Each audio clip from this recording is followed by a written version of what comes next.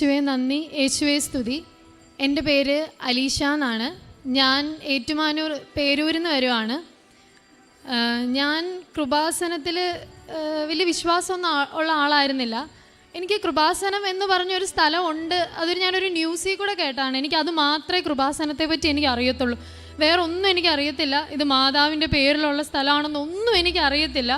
ഞാൻ ഇങ്ങനെ ഞങ്ങളുടെ വീട്ടിൽ സംസാരിച്ചുകൊണ്ടിരിക്കുന്നതിനിടയ്ക്ക് എൻ്റെ അമ്മ ഇങ്ങനെ ഒരു ന്യൂസ് കേട്ടു എന്ന് എൻ്റെ അടുത്ത് പറഞ്ഞു. എനിക്ക് സത്യമായിട്ടും അത് മാത്രമേ കൃപാസനത്തെ പറ്റി അറിയത്തുള്ളൂ. വേറെ ഒന്നും എനിക്കറിയത്തില്ല. ഞാൻ അറിയാൻ ശ്രമിച്ചിട്ടുമില്ല. ആ ന്യൂസിനെ പറ്റി ആണെങ്കിലും ഞാൻ കൂടുതൽ അറിയാൻ എനിക്ക് താല്പര്യമില്ല, എനിക്കറിയണ്ട, അങ്ങനെ ഒരു ആറ്റിറ്റ്യൂഡായിരുന്നു എനിക്ക്. ഇപ്പോൾ എന്നോട് ഇപ്പോൾ ആരെങ്കിലും വന്നിട്ട് ഞങ്ങൾ കൃപാസനത്തിൽ പോയി അങ്ങനെയൊക്കെ പറയുവാണെങ്കിൽ ഞാൻ ശരി, അങ്ങനെ ഒരു അഭിപ്രായമായിരുന്നു എനിക്ക്. ഞാൻ പ്രത്യേകിച്ച് ഒന്നും പറയില്ല. അപ്പോൾ പക്ഷെ ഞാൻ ഇത് പരിശുദ്ധ അമ്മയുടെ നാമത്തിലുള്ളതാണെന്ന് പോലും എനിക്കറിയത്തില്ല. ഞാൻ പക്ഷേ ഭയങ്കരമായിട്ട് പ്രാർത്ഥിക്കും. ഈശോയോടും മാതാവിനോടും ഞാൻ ഭയങ്കര മുട്ടിപ്പായിട്ട് പ്രാർത്ഥിക്കുന്ന ഒരാളാണ്. അപ്പം ഞാൻ പഠിച്ച് കഴിഞ്ഞ് എൻ്റെ ഇൻറ്റേൺഷിപ്പ് തീരുന്നതിനൊരു ഒരു മാസം മുമ്പ് തന്നെ എനിക്ക് ജോലിയൊക്കെ കിട്ടി. അങ്ങനെ ഞാൻ ജോലിയിൽ പ്രവേശിച്ച് കുറച്ച് കഴിഞ്ഞപ്പോൾ എനിക്കൊരു ഐഡിയ വന്നു, നാട്ടിൽ നിന്ന് ജോലി ചെയ്യണ്ട, പുറത്തോട്ട് പോയേക്കാം എന്നൊക്കെ എനിക്കൊരു ആഗ്രഹം വന്നു. ഞാൻ ഭയങ്കര കാര്യമായിട്ട് മുട്ടിപ്പായിട്ട് പ്രാർത്ഥിച്ചു. ഞാൻ ജോലിക്കിടയ്ക്ക് പോയി IELTS അറ്റൻഡ് ചെയ്തു. IELTS എനിക്ക് ഒറ്റ എഴുത്തി തന്നെ കിട്ടി. എല്ലാം ഭയങ്കര സ്മൂത്തായിട്ട് പോവുക. ഞാൻ ഭയങ്കര ഹാപ്പി ആയിരുന്നു. പക്ഷേ ഞങ്ങൾ ലോൺ എടുത്തിട്ടായിരുന്നു ഫീസൊക്കെ അടച്ചിരുന്നത്. ഞങ്ങളുടെ അത്രയും പൈസയൊന്നും ഉണ്ടായിരുന്നില്ല. അപ്പം ലോൺ എടുത്ത് ഞാൻ ഫീസൊക്കെ അടച്ചു. അങ്ങനെ സെപ്റ്റംബർ 16 ആയപ്പം ഞാൻ വർക്ക് ചെയ്യുന്ന സ്ഥലത്ത് 1 വർഷമായി. അപ്പം ഞാൻ എല്ലാം കൊണ്ടും എനിക്ക് നല്ലൊരു സമയമായിരുന്നു. കാരണം ഞാൻ ആ സമയത്ത് ഒരു 2 മാസം മുമ്പ് ഇത് തീരുമാനിച്ച് ഈശോയോട് പ്രാർത്ഥിച്ച് ഞാൻ റിസൈൻ വെക്കുന്നത്. അങ്ങനെ ഞാൻ റിസൈൻ വെച്ചു. അതിനു മുമ്പ് സെപ്റ്റംബർ 5 ഞാൻ വിസയ്ക്കും അപ്ലൈ ചെയ്തായിരുന്നു. സ്റ്റുഡൻറ്റ് പെർമിറ്റിന് വേണ്ടിയിട്ട് ഞാൻ അപ്ലൈ ചെയ്തു.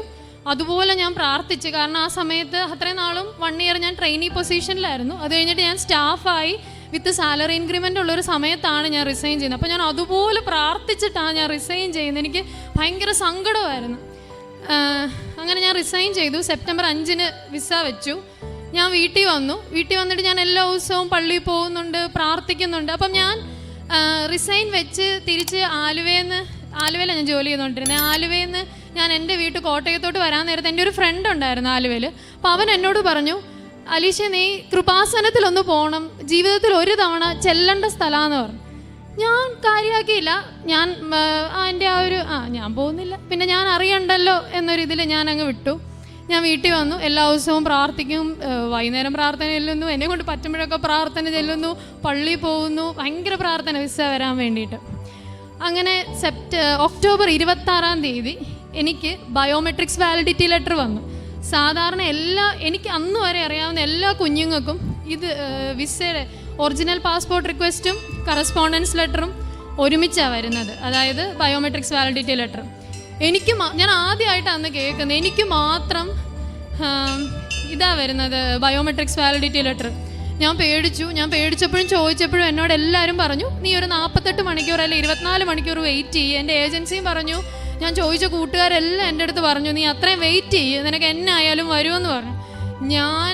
ഞാനും എൻ്റെ വീട്ടുകാരും ആ 2 ദിവസം പ്രാർത്ഥിച്ചത് എനിക്ക് പറയാൻ പറ്റത്തില്ല. ഞങ്ങൾ കരഞ്ഞും മുട്ടയെ കുത്തിയെന്ന് ഞങ്ങൾ അതുപോലെ പ്രാർത്ഥിച്ചു. പക്ഷെ എനിക്ക് 24 മണിക്കൂറിനുള്ളിലോ 48 മണിക്കൂറിനുള്ളിലോ എനിക്ക് വിസ വന്നില്ല. അപ്പം കുറേ പേര് എന്നോട് പറഞ്ഞു ഇത് അപ്രൂവൽ ആയിരിക്കും ഇടിയെന്ന് പറഞ്ഞു. കുറേ പേര് എന്നോട് പറഞ്ഞു ചിലപ്പോൾ ഇത് റെഫ്യൂസൽ ആയിരിക്കും എന്ന് പറഞ്ഞു. അപ്പോൾ എനിക്ക് അപ്പടി സങ്കടമായി. കാരണം ഞാൻ എൻ്റെ ഉള്ളൊരു ജോലി കളയുകയും ചെയ്തു. അതുപോലെ തന്നെ ഞാൻ ലോണും എടുത്തു. എങ്ങനെ അടയ്ക്കുമെന്ന് എനിക്ക് അറിയത്തുമില്ല. എനിക്ക് ഭയങ്കര വിഷമമായി. ഇപ്പം ഒരു തീരുമാനവും വരാതിരിക്കുവാണ്. അക്സെപ്റ്റും ചെയ്യുന്നില്ല, റെഫ്യൂസും ചെയ്യുന്നില്ല. പക്ഷേങ്കിൽ അപ്പം എനിക്ക് ഭയങ്കര പേടിയായി. ഇത്രയും പൈസയൊക്കെ അടച്ചിരിക്കുന്ന എനിക്ക് ഇതിനെപ്പറ്റി ഒരു അറിവുമില്ല. അപ്പം എനിക്ക് വേറൊരു കൂട്ടുകാരുണ്ട്, ബിൻസ. അപ്പോൾ അവൾ എനിക്ക് ഒരു ദിവസം രാവിലെ എഴുന്നേറ്റപ്പം അവൾ എനിക്ക് കൃപാസനത്തിൽ രമ്യ എന്ന് പറഞ്ഞൊരു ചേച്ചിയുടെ സാക്ഷി എനിക്ക് യൂട്യൂബിൽ അയക്കുക. ഞാൻ പള്ളിയിൽ കുർബാന കൂടിയിട്ട് വന്ന് ഞാനതെൻ്റെ വീട്ടിൽ ഉറക്കെ പ്ലേ ചെയ്തു. വേറെ ആരും ശ്രദ്ധിച്ചെന്ന് എനിക്കറിയത്തില്ല, ഞാനത് കേട്ടു. പിന്നെ ഞാൻ യൂട്യൂബ് തുറന്ന് എനിക്ക് കൃപാസനത്തിൻ്റെ സാക്ഷ്യം മാത്രമേ വരുന്നുള്ളൂ. അന്നാണ് ഞാൻ അറിയുന്നത് പരിശുദ്ധ അമ്മയുടെയാണ്. അപ്പം എൻ്റെ പണ്ടത്തെ ആ ഒരു ഇതൊക്കെ അങ്ങ് പോയി. ഞാൻ പ്രാർത്ഥിക്കാൻ തുടങ്ങി, കൃപാസന മാതാവിനോടൊന്നല്ല. എന്നിട്ട് ഞാൻ ഓൺലൈനിൽ കയറി എന്താ ഉടമ്പടി എന്നൊക്കെ ഞാൻ വായിച്ചു നോക്കിയപ്പോൾ ഞാൻ തീരുമാനിച്ചു, അയ്യോ ഉടമ്പടിയൊന്നും എടുക്കാൻ എന്നെ കൊണ്ട് പറ്റത്തില്ലായിരിക്കും എന്ന് വിചാരിച്ചിട്ട് ഞാൻ വിട്ടു. പിറ്റേ ദിവസം രാവിലെ എൻ്റെ പപ്പായും എൻ്റെ അമ്മയും എൻ്റെ ചേച്ചിയും എല്ലാവരും എന്നോട് കൃപാസനത്തിൽ പോകാമെന്ന് പറയുന്നു. ഞാൻ യൂട്യൂബ് തുറന്നാൽ മൊത്തം കൃപാസനത്തിൻ്റെ വീഡിയോയും. എനിക്ക് മനസ്സിലായില്ല. ഞങ്ങൾ വേറെ ഒന്നും ചിന്തിച്ചില്ല, ഞങ്ങൾക്ക് വേറെ ഒരു നിവൃത്തി ഉണ്ടായിരുന്നില്ല. ഞങ്ങൾ പിറ്റേ ദിവസം തന്നെ കൃപാസനത്തിൽ വരാമെന്ന് ഞങ്ങൾ തീരുമാനിച്ചു, ഞാനും പപ്പായും അമ്മയും കൂടെ. അങ്ങനെ ഞങ്ങൾ നവംബർ 5 തീയതിയാണ് ഞങ്ങൾ കൃപാസനത്തിൽ വരുന്നത്. ഇവിടെ വന്നു കഴിഞ്ഞപ്പോഴാണ് ഞങ്ങൾ ഇതിനെപ്പറ്റി കൂടുതൽ അറിയുന്നത്. അങ്ങനെ എനിക്ക് വേണ്ടി എൻ്റെ അമ്മയാണ് ഉടമ്പടി എടുത്തത്. ഉടമ്പടിയുടെ 1ാമത്തെ നിയോഗം തന്നെ എൻ്റെ വിസ വരണം എന്നായിരുന്നു. ഇവിടെ വന്നു ഞങ്ങൾ 3 കെട്ട് പത്രം ഞങ്ങൾ കൊണ്ടുപോയേ. എന്നിട്ട് ഞങ്ങൾ നല്ലോണം പ്രാർത്ഥിക്കുന്ന, രാവിലെ 5:30 എഴുന്നേറ്റ്. എൻ്റെ പപ്പായൊക്കെ 5:30 കണ്ടിട്ടേ ഇല്ലാത്ത ഒരാളാണ്. എൻ്റെ പപ്പായൊക്കെ 5:30 എഴുന്നേറ്റ് പ്രാർത്ഥിക്കുന്നു, പള്ളിയിൽ പോകുന്നു. എനിക്കറിയത്തില്ല, ഞങ്ങളുടെ വീടേ കംപ്ലീറ്റ് മാറി. എല്ലാവരും പ്രാർത്ഥിക്കുന്നു, വൈകിട്ട് പ്രാർത്ഥിക്കുന്നു, ഭയങ്കര പ്രാർത്ഥന. മാതാവിനെ താഴെ ഇറക്കുന്ന പോലെ ഞങ്ങൾ എല്ലാവരും പ്രാർത്ഥിച്ചു. അത് ഞാൻ ഒറ്റ ദിവസം ഉറങ്ങിയിട്ടില്ല. ഞാൻ എല്ലാ ദിവസവും രാത്രി മൊത്തം, കാനഡയിൽ വെളുപ്പിനെ, നമ്മുടെ ഇവിടെ രാത്രിയാണല്ലോ, അവിടെ രാവിലെ ഓർത്തിട്ട് ഞാൻ രാത്രി മൊത്തം ഇരുന്നേച്ച് ഞാൻ എൻ്റെ മെയിൽ വന്നോ എന്നിങ്ങനെ ചെക്ക് ചെയ്ത് ഞാൻ എന്നും മാതാവിനോട് പരാതി പറയും. മാതാവ് എന്നെ ഇനി ഇങ്ങനെ മാതാവിനെ പറ്റിക്കരുതെന്ന് പറഞ്ഞാൽ മാതാവിനോട് എന്നും പരാതി പറയും. എന്നിട്ട് അപ്പം ഞങ്ങളിങ്ങനെ പ്രാർത്ഥനയൊക്കെ ചൊല്ലി. അപ്പം അത് ഞങ്ങൾ ഉടമ്പടി എടുക്കുന്നത് നവംബർ 6 തീയതിയാണ്. അപ്പോൾ ഞങ്ങൾ 5 തീയതിയാണ്. അപ്പോൾ ഞങ്ങൾ കുമ്പസാരിച്ചിട്ടുണ്ടായിരുന്നില്ല. ഞങ്ങൾ ഉടമ്പടി പ്രാർത്ഥനകളെല്ലാം തുടങ്ങുന്നത് 7 തീയതിയാണ്. അപ്പം ഞങ്ങളിങ്ങനെ പ്രാർത്ഥിച്ചു. ഞങ്ങളെല്ലാം പള്ളിയിൽ പോയി. എല്ലാ ദിവസവും മെയിൽ ചെക്ക് ചെയ്യണം. അപ്പം ഒരു വെബ് ഫോം റേസ് ചെയ്യാമെന്ന് പറഞ്ഞു. വെബ് ഫോം റേസ് ചെയ്തുകൊണ്ട് കാര്യമൊന്നുമില്ല. അപ്പം അതെന്തെങ്കിലും ഒരു ഉപകാരമാവുമോ എന്നോർത്ത് എന്നോട് പറയാണ്ട് ഏജൻസി തന്നെ അത് റേസ് ചെയ്തു. ഞാനിങ്ങനെ സൂചിപ്പിച്ചായിരുന്നു, പക്ഷേ വെക്കുന്നതിന് മുമ്പ് എന്നോട് പറഞ്ഞൊന്നുമില്ല. അങ്ങനെ ഇങ്ങനെ ഒരു സെയിം ഇതിൽ തന്നെ പോവുക, പ്രാർത്ഥന മുറുകുന്നു, പക്ഷെ ഒരു ഇതും കാണുന്നില്ല. എനിക്ക് ഭയങ്കര വിഷമമായി. അപ്പം ശുശ്രൂഷയ്ക്ക് പോകണമെന്നൊരു, ഇപ്പം ഉടമ്പടിയിൽ എല്ലാ കാര്യങ്ങളും ഞങ്ങൾ ചെയ്യുന്നുണ്ട്, ശുശ്രൂഷയ്ക്ക് പോകണമെന്നൊരിതുണ്ടായിരുന്നു. ആദ്യത്തെ ആഴ്ച എൻ്റെ അമ്മ പോയപ്പം ഞാൻ എല്ലാം ഇങ്ങനെ പള്ളി വഴിയെല്ലാം നടന്ന് ഞാൻ പ്രാർത്ഥിച്ച്. ഞാൻ അന്ന് ഭയങ്കരമായിട്ട് ഞാൻ മടുത്തായിരുന്നു. അപ്പം ഞാൻ പറഞ്ഞു, ഇന്ന് അമ്മേ ഞാൻ വരുന്നില്ല, അമ്മച്ചി പൊക്കോളാൻ പറഞ്ഞു. അങ്ങനെ എൻ്റെ അമ്മ ആദ്യത്തെ ആഴ്ച അമ്മ പോയി ശുശ്രൂഷ ചെയ്തു. കഴിഞ്ഞ വെള്ളിയാഴ്ച. പിന്നെ ഞങ്ങൾ ശുശ്രൂഷ ചെയ്തത് ഇന്നലെ ബുധനാഴ്ചയാണ്. അപ്പം ഇന്നലെ ബുധനാഴ്ച, അപ്പം ചൊവ്വാഴ്ചത്തെ ഉടമ്പടി ധ്യാനം കൂടി കഴിഞ്ഞിട്ട് ആ ക്ലാസ് അച്ഛൻ എനിക്ക് വേണ്ടി എടുത്തതാണ്. അപ്പം ഞാൻ എന്ന് രാവിലെ എഴുന്നേക്കുന്ന തന്നെ ഈ രാത്രി മൊത്തം മെയിൽ നോക്കിയിട്ട് എൻ്റെ അമ്മയോട് പരാതി പറയാനാണ്. ഞാൻ അമ്മയോട് പറയാം, അമ്മ എന്നെ ഇന്നും മാതാവ് പറ്റിച്ചു, മാതാവ് എനിക്ക് ഇന്നും തന്നില്ലേ. കാരണം എനിക്കറിയത്തില്ല, ഞാനും മാതാവ്, എനിക്ക് ഈശോ, ഞങ്ങളെല്ലാം തമ്മിൽ എന്തോ ഭയങ്കര ബന്ധമുള്ളതല്ലേ. ഞാൻ എന്ത് ചോദിച്ചാലും എനിക്ക് തരാറുണ്ട്. അപ്പോൾ എനിക്ക് ഭയങ്കര വിഷമമായി.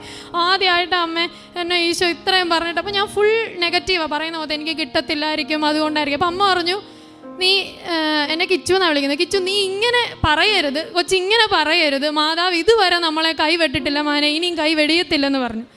ഉടമ്പടി ധ്യാനം കേട്ടു. അച്ഛനും അതിനെപ്പറ്റി തന്നെ പറയുന്നു, ഞാൻ കേട്ടു. അന്ന് ഞാൻ വിശ്വസിച്ച് പ്രാർത്ഥിച്ച് ഞാൻ ഒരു കാര്യം ഉറപ്പിച്ചു, മനുഷ്യന്മാരടിക്കേണ്ട അപ്രൂവ് ചെയ്യേണ്ട വിസ ആയിരുന്നെങ്കിൽ എനിക്കത് ഒക്ടോബർ 26 തീയതി വരേണ്ടതായിരുന്നു. അന്ന് എനിക്ക് വന്നില്ല. ഇനി എനിക്ക് എന്നൊക്കെ സംഭവിച്ചാലും മനുഷ്യനടിക്കുന്ന വിസ എനിക്ക് വേണ്ട. ഇനി എനിക്ക് വിസ അടിക്കുന്നുണ്ടെങ്കിൽ അതെനിക്ക് മാതാവ് അടിച്ച് തന്നാൽ മതി. ഞാൻ ഇനി മാതാവ് അടിക്കുന്ന വിസയെ മേടിക്കത്തുള്ളൂ. മാതാവ് അടിക്കുന്ന പാസ്പോർട്ട് റിക്വസ്റ്റ് അല്ലെങ്കിൽ എനിക്ക് റെഫ്യൂസൽ മതിയെന്ന് ഞാൻ മാതാവിൻ്റെ അടുത്ത് ഞാൻ പ്രാർത്ഥിച്ചു.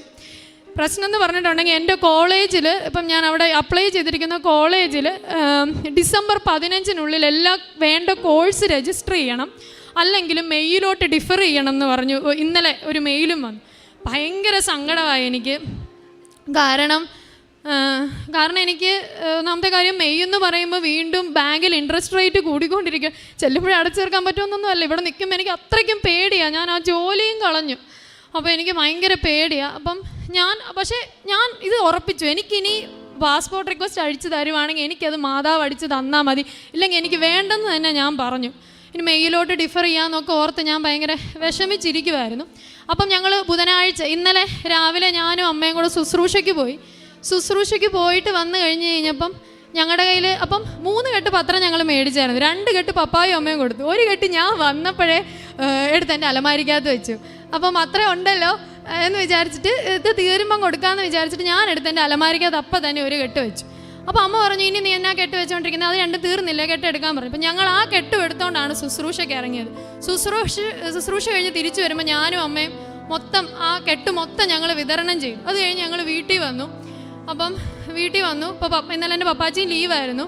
ആ സമയത്ത് ഞങ്ങളെല്ലാവരും കൂടെ ഉടമ്പടി പ്രാർത്ഥന ചൊല്ലിക്കഴിഞ്ഞപ്പം ഞാൻ മാതാവിനോട് ഇത്രയും കൂടെ പറഞ്ഞിട്ടുണ്ടായിരുന്നു, ഈ മാതാവ് അടിക്കുന്ന വിസ മതി എനിക്ക്, പക്ഷേ അത് കാനഡയിൽ നടക്കുന്ന സംഭവമാണ് മാതാവ് പോയി അടിക്കുന്നത്. എനിക്ക് ഇവിടെ ഈ കേരളത്തിലിരുന്നത് അറിയാൻ പറ്റത്തില്ല. അപ്പോൾ മാതാവ് എനിക്ക് എന്തെങ്കിലും ഒരു സൂചന തരണം, അത് മാതാവാണ് അടിച്ചത് എന്ന് എനിക്ക് എന്തെങ്കിലും ഒരു സൂചന തരണമെന്ന് ഞാൻ മാതാവിനോട് പ്രാർത്ഥിച്ചു. അപ്പം അന്ന് രാവിലെ, അതായത് ഇന്നലെ രാവിലെ 5:30 ഞങ്ങൾ എല്ലാവരും കൂടെ എഴുന്നേറ്റ് ഉടമ്പടി പ്രാർത്ഥന ചെല്ലുക, പ്രത്യക്ഷീകരണ പ്രാർത്ഥന ചെല്ലാൻ നേരത്ത് എൻ്റെ ഇപ്പറേ പപ്പ നിൽപ്പുണ്ട്, ഫ്രണ്ടി അമ്മ നിൽപ്പുണ്ട്, പുറകെ ചേച്ചി നിൽപ്പുണ്ട്, മുട്ടുകുത്തി നിൽക്കുക. എനിക്ക് മാത്രം ഭയങ്കരമായിട്ട് മുല്ലപ്പൂവിൻ്റെ മണം വരിക. അപ്പം ഞാൻ ഈ പ്രത്യക്ഷീകരണ പ്രാർത്ഥനയ്ക്ക് ഇടയ്ക്ക് വർത്താനം പറഞ്ഞ അമ്മ വഴക്ക് പറയും. എന്നാലും ഞാനിങ്ങനെ പറഞ്ഞു, നിങ്ങൾക്കൊരു മണം വരുന്നുണ്ടോ എന്ന് ഞാൻ ചോദിച്ചു. എൻ്റെ ചേച്ചി അമ്മ എല്ലാം ഇങ്ങനെ മണത്തോട് പറഞ്ഞു, ഇല്ല ഞങ്ങൾക്കൊന്നും വരുന്നില്ല എന്ന് പറഞ്ഞു. ഭയങ്കര മണമൊന്നുമല്ല, കണ്ണടച്ച് തുറക്കുന്ന വേഗത്തിൽ ഭയങ്കരമായിട്ട് ഇങ്ങനെ മണം വന്നു പോവാം. എനിക്കൊക്കെ ആദ്യമായിട്ട് അങ്ങനെ വരുന്നത്. അതുകൊണ്ട് ഞാൻ എൻ്റെ ദേഹത്തും അവിടെ ഇവിടെയൊക്കെ ഞാൻ മണത്ത് നോക്കി, പക്ഷെ അവിടെ നിന്നൊന്നും അല്ല. പപ്പായ്ക്കും വരുന്നില്ല, അമ്മയ്ക്കും വരുന്നില്ല, ചേച്ചിക്കും വരുന്നില്ല. പക്ഷെ ഞാൻ വിട്ടു. അത് കഴിഞ്ഞിട്ട് വൈകിട്ട് ജപമാല ചൊല്ലിയിട്ട് ലുത്തീനയല്ല നേരത്തെ ഞങ്ങൾ മുട്ടയെ നിൽക്കാൻ നേരത്ത് വീണ്ടും എനിക്ക് ആ മണം വരും. അപ്പം ഞാനിത് നിർത്തിയിട്ട് പറഞ്ഞു, മണത്ത് നോക്കും, മണം വരുന്നുണ്ടോയെന്ന് പറഞ്ഞു. വേറെ ആർക്കും വീണ്ടും വരുന്നില്ല, എനിക്ക് മാത്രമേ വരുന്നുള്ളൂ. അപ്പം ഞാനിങ്ങനെ വിചാരിച്ചു, അങ്ങ് മാതാവ്. അപ്പം പപ്പ പറഞ്ഞു, കിച്ചു അത് മാതാവായിരിക്കുമെന്ന് പറഞ്ഞു. അപ്പം ഞാനിങ്ങനെ മനസ്സിൽ വിചാരിച്ചു, എൻ്റെ മാതാവേ, അങ്ങയുടെ മണം വരാനുള്ള യോഗ്യതയൊന്നും എന്നായാലും എനിക്കില്ല, അതെന്നായാലും അതൊന്നും ആയിരിക്കത്തില്ലെന്ന് ഞാനിങ്ങനെ മനസ്സിൽ വിചാരിച്ചു. എന്നിട്ട് കുരിശുവരെ കഴിഞ്ഞപ്പോൾ ഞാൻ അമ്മയോട് പറഞ്ഞിട്ടുണ്ട്, അമ്മ എനിക്കിങ്ങനെ മണം വരുന്നുണ്ട് അമ്മേ, മണം വന്നായിരുന്നു അമ്മയെന്ന് പറഞ്ഞു. ആ 2 സമയത്ത് എനിക്ക് വന്നുള്ളൂ. അത് കഴിഞ്ഞിട്ട് ഞാൻ പോയി കടന്നു. ഞാൻ അന്ന് മൊത്തം ശുശ്രൂഷയൊക്കെ ചെയ്ത് കാരണം ഞാൻ ഭയങ്കരമായിട്ട് മടുത്തായിരുന്നു. അത് കാരണം ഞാൻ വേഗം പോയിട്ട് ഞാൻ കടന്നു. ഉറങ്ങാൻ വേണ്ടി കിടന്നല്ല, മൊബൈലിൽ ഇങ്ങനെ എന്തൊക്കെയോ നോക്കി ഞാനിങ്ങനെ കിടക്കുമായിരുന്നു. ആ സമയത്ത് 2 മെയിൽ ഒരുമിച്ച് വന്നു. അപ്പോൾ ഞാൻ ഭയങ്കര കാര്യത്തിൽ ഇത് IRCC കാനഡ എന്നുള്ള മെയിലാണെന്നും പറഞ്ഞിട്ട് ഞാൻ പെട്ടെന്ന് ചാടി എടുത്തു കഴിഞ്ഞപ്പോഴത്തേനും അതല്ലായിരുന്നു. അത് കഴിഞ്ഞിട്ട് എനിക്ക് ലാസ്റ്റ് ഒരു കുറച്ച് നേരം കൂടെ കഴിഞ്ഞപ്പോൾ എനിക്കൊരു മെയിൽ വന്നു. ആ മെയിലിനകത്ത് എനിക്ക് IRCC എന്നുള്ളൊരു മെയിലായിരുന്നു. ഞാൻ പപ്പായനെയും വിളിച്ചില്ല, അമ്മേനെയും വിളിച്ചില്ല. ഞാൻ ഓടി എത്രയും ദൈവമാതാവെ നിർത്താതെ ചൊല്ലിക്കൊണ്ട് ഞാൻ ആ മെയിൽ തുറന്നത് എനിക്ക് പാസ്പോർട്ട് റിക്വസ്റ്റ് ആയിരുന്നു. എനിക്കറിയാൻ പാടില്ല. അപ്പം എനിക്ക് മനസ്സിലായി മാതാവ് എനിക്ക് തന്ന ആ ഒരു സൂചനയായിരുന്നു ആ മണമെന്ന്. എനിക്ക് ഭയങ്കര സന്തോഷം. എനിക്ക് വിസ വന്നതിൽ ഇന്നലെ എനിക്ക് ഒരു സന്തോഷം ഉണ്ടായിരുന്നില്ല. എൻ്റെ അടുത്ത് മാതാവ് വന്നു പറയുമ്പോൾ എനിക്ക് ഭയങ്കര സന്തോഷമായി. എനിക്കതിനുള്ള യോഗ്യതയൊന്നും ഇല്ലെന്ന് വിശ്വസിച്ചിരുന്ന ഒരാളാണ് ഞാൻ. എനിക്ക് ഭയങ്കര സന്തോഷമായി. മാതാവിന് നന്ദി പറയുന്നു. ഞാൻ കരങ്ങളടിച്ചുകൊണ്ട് അരീക്ഷക്ക് മാതാവ് നൽകിയ അനുഗ്രഹത്തിന് നന്ദി പറയാം. പ്രിയമുള്ള സഹോദരങ്ങളെ, അലീഷയുടെ സാക്ഷ്യത്തിൻ്റെ ആരംഭം തന്നെ കൃപാസനം എന്താണെന്നോ കൃപാസനം അമ്മയുടെ ശക്തി എന്താണെന്നോ അറിയാതെ മാതാവിനോട് പ്രാർത്ഥിക്കുന്ന ഒരു വ്യക്തിയാണ്. പ്രാർത്ഥന ഉണ്ടായിരുന്നു, എന്നാൽ ആ പ്രാർത്ഥനയ്ക്കനുസരിച്ചുള്ള പ്രവർത്തികൾ പലപ്പോഴും അലീഷയുടെ ജീവിതത്തിൽ ഇല്ലായിരുന്നു.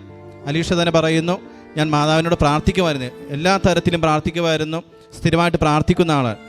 കൃപാസന മാതാവിൻ്റെ കൃപ എന്ന് പറയുന്നത് പ്രാർത്ഥനയിലൂടെ മാത്രമല്ല, പ്രവൃത്തിയിലൂടെയാണ്. നമ്മൾ യാക്കോബ് ശ്ലീഹയുടെ ലേഖനത്തിൽ പറയുന്നുണ്ട്, പ്രവൃത്തി കൂടാതെയുള്ള വിശ്വാസം അതിൽ തന്നെ നിർജീവമാണ്. അപ്പോൾ പ്രവൃത്തിയിലേക്ക് എപ്പോൾ അലീഷ കടന്നു വന്നു? നമ്മൾ അമ്മയും അപ്പനുമാണ് കൂടുതലും അലീഷയ്ക്ക് വേണ്ടി പ്രയത്നിച്ചത്. ഈ ഉടമ്പടി പൂർത്തീകരിക്കുവാൻ കൂടുതലും അലീഷയെ സഹായിച്ച മാതാപിതാക്കളാണ്. അപ്പോഴൊന്നും അതിനൊരു റിസൾട്ട് ഉണ്ടായിരുന്നില്ല. എപ്പോൾ അലീഷ ഇതിനു വേണ്ടി പ്രാർത്ഥിക്കുവാനും അതോടൊപ്പം പ്രവർത്തിക്കുവാനും തുടങ്ങിയോ, ശുശ്രൂഷകൾ അതേപോലെ മറ്റ് സഹായങ്ങൾ എല്ലാം ചെയ്തു തുടങ്ങിയപ്പോഴാണ് അതിൽ മാറ്റങ്ങളുണ്ടായത്.